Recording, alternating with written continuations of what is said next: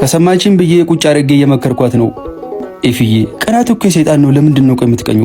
ስትቀኝ ደግሞ ከማንም በላይ ራስሽን እኮ ነው የምትጎጁ አልኳት። ስለምወድክ ነው እሺ መቀናው ቢገባክ አለችኝና ድንገት ደግሞ ምንድነው እዚህ ጋር የማየው ጥቁር ነገር ብላ ተኮሳተረች።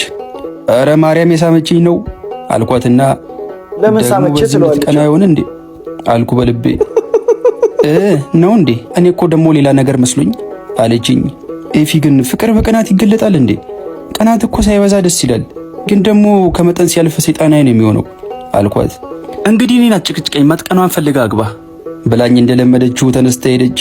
በዚህ ሁኔታ ማሳለፋቸውን ረጅም ዓመታት ሳስብ ካሁኑ ደከመኝ። 7 ወር ለማይቆይ ትዳር 700 ሰው መጥራት ግን አይከብድም? ለምን ኪሳራ ውስጥ ትገባለህ? ሟርት ጓደኛዬ ትክክል ነበር። ሰራልህ። የጓደኛ ምክር ብትሰማ ይሄን የበደረስክ ነበር።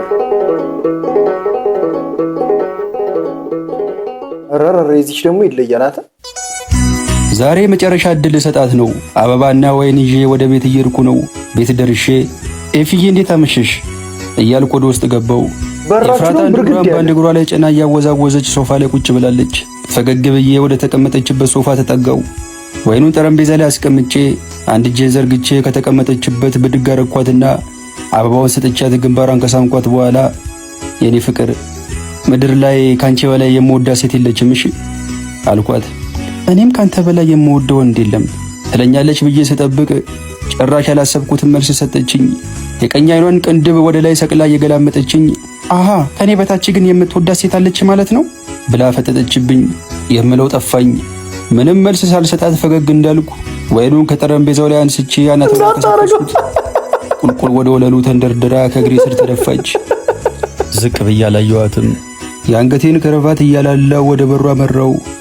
የሳሎኑን በር ከፍቼ ስወጣ የብዙ ዓመት ፍርዱን ጨርሶ ከእስር ቤት እንደወጣ እስረኛ ነፃነት ተሰማኝ። ዳግም አልተመለስኩም። እንዴት ትመለሳለህ? ከዚህ በኋላ ሟቂ ሊንጦ ነህ አባቢ። ብላ ብላ ብላ ያው በእጁ ጠፋች። ተአምር እኮ ነው እባክህ። ቅናቱን ቀዝቀዝ አድርጉት ኧረ ሴቶች።